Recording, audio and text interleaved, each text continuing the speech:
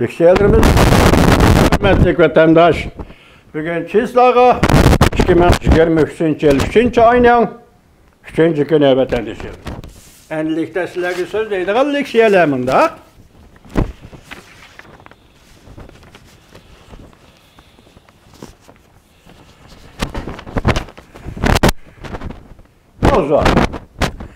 Amerika Koşmuş Ştatlar Devlet Şirketi Antony Blinken Orta Asya ziyaretinde Amerika'nın Orta Asya'daki rolü ve Amerika'nın Orta Asya'ya yardım veriş meselesini ortaya koydu. Manzura haber 3. ayının 3. günü Amerika Uzun Xitay programımız ilan kılındı. Haber mındak başlandı.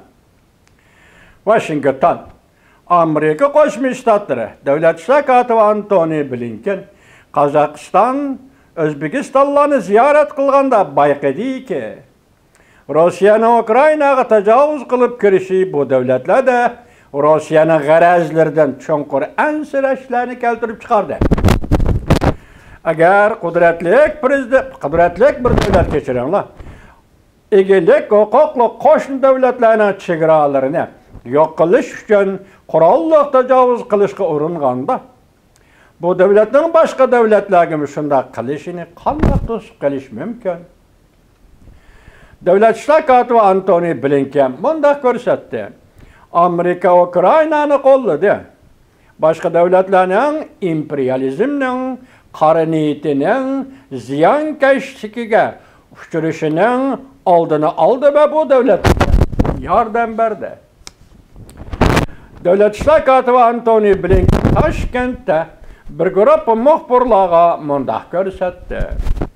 Bu devletning, yani Amerika'nın yalğız Ukrayna'nın egilik hukukunu emas, başka devletlerin bu zemin bütünlüğü ve müstakilliğini hem de Orta Asya devletleri ve dünyadaki her qaysi devletlerin egilik hukuku, zemin bütünlüğü ve müstakilliğini kuch çıkarıp qoğdışımızdan sebep. Astana'nın meydanı, yani Kazakistan'ın meydanı, Kazakistan bile Rusya o'ttirisida 7500 kilometrlik devlet chegara liniyasi var. Kazakistan Tashqi ishlar ministri Muxtar Talabberdi mundaq dedi: Kazakistan Amerika'nın qo'llashi ve yordamiga rahmat aytdi. Talabberdi ta'kidlab mundaq ko'rsatdi: Kazakistan Amerika'nın Orta Asya'daki en zor iktisat şeriki. İki tarafının savdosi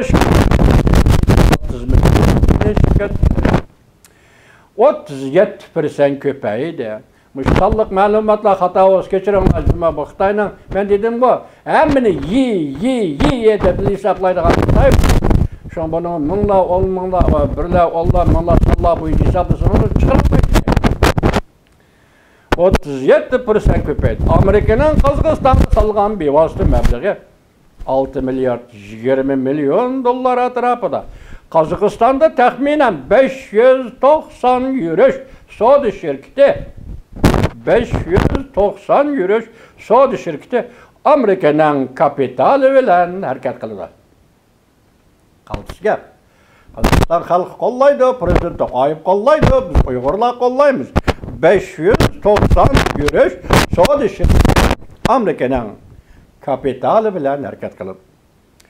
Devlet Şirketi Antony Blinken Kazakistan'ın urushdan qochib 100 mingcha Rossiyalik musofirni qabul qilganligini ve Ukraynaga insonparvarlik yordami berganligini madhiyahladi.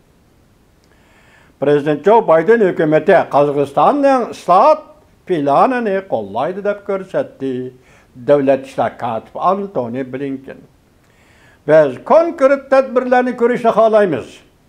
Siyasetga aralashish musofasida ommaviy aralashishni kengaytirish, hukumatning mas'uliyatini surishti qilishni yuqori ko'tarish, cheraklashishni cheklash, prezident mazgillik saylimini davomlashtirish va